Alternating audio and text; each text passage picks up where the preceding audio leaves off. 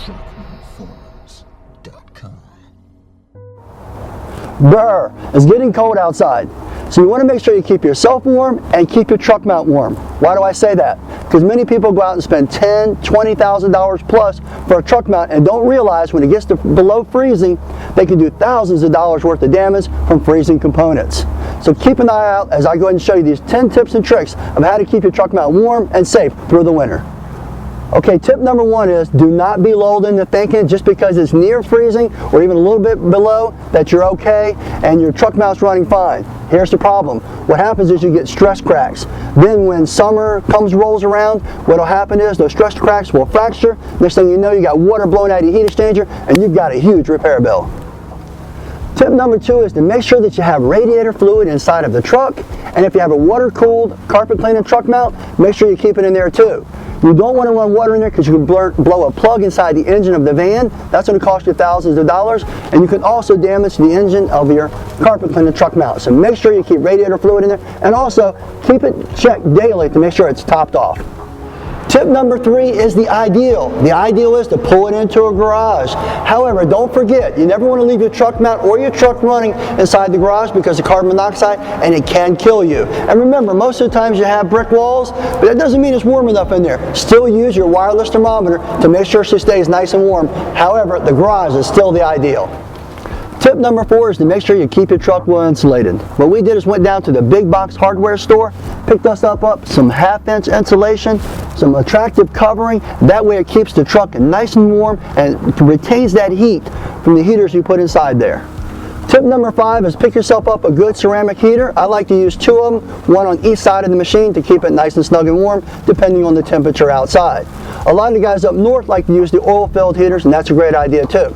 Also, you want to make sure you pick yourself up a good heavy gauge cord with lighted pigtails so you can see that it's working. Also make sure that you up the amperage so you have plenty of amperage to run it. However, what if you have a power failure? What do you do then? Well, that leads us to our next tip.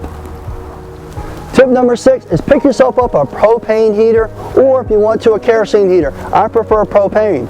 Some of the guys pick up these little portable ones and use the smaller tanks. However, if you're more worried about it and it's really cold, pick yourself a full-size tank. Makes a big difference. Tip number seven, to be extra careful, I like to bring in my solution lines, my tools, and my sprayers. Why do I say that? Because these fittings are very susceptible to freezing and breaking when they're at the very back of the truck and you've got your heaters beside the machine. Same thing on your wand. Last thing you want to do is have your machine nice and fine, you get out to a job and you find your sprayer, your wand, or your hoses don't work, and then you got to go all the way back to the shop to get it fixed. A big inconvenience. Tip number eight is go down to the big box store again, pick yourself up a wireless thermometer. Something to let you know when the temperature goes down below freezing or even close to it and alerts you. Here's the first half of it. I like to keep it inside the cup holder. I just set it right in here. That way I know if it's warm enough up here, it's definitely going to be warm enough back where my truck mount is. Now let's go inside and I'll show you the other half of the wireless thermometer. Okay, notice I'm sitting here relaxing now. I've got my temperature gauge here. It says it's 51 degrees inside the truck. 72 degrees inside of here.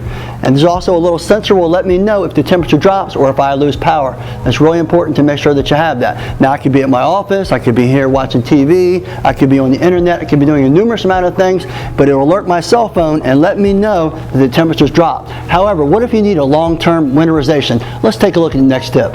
Tip number 9 is doing a full winterization. What do I mean by that? Sometimes the temperature dips down so low, or you're going to be storing your truck mount for a while, you want to do a full winterization. How do you go about doing that? Well, first of all, you want to make sure you get the right fluid. Some people use a regular radiator fluid. Some people use a window washer fluid.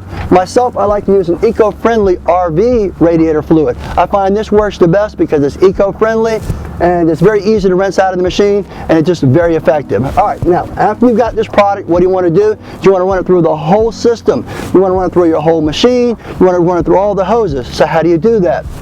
You go ahead and you put it inside your mix tank. You get a 5-gallon bucket. You turn the machine on.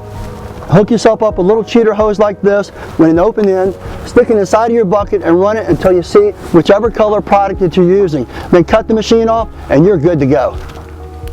Okay, suppose it's too late. Suppose you got water just blowing out of your exhaust and your heat exchanger is cracked. What are you going to do? Well, what I did is I aligned myself with a machine shop because they can take it apart, they can weld it, they can shorten it, and sometimes they can even completely rebuild it.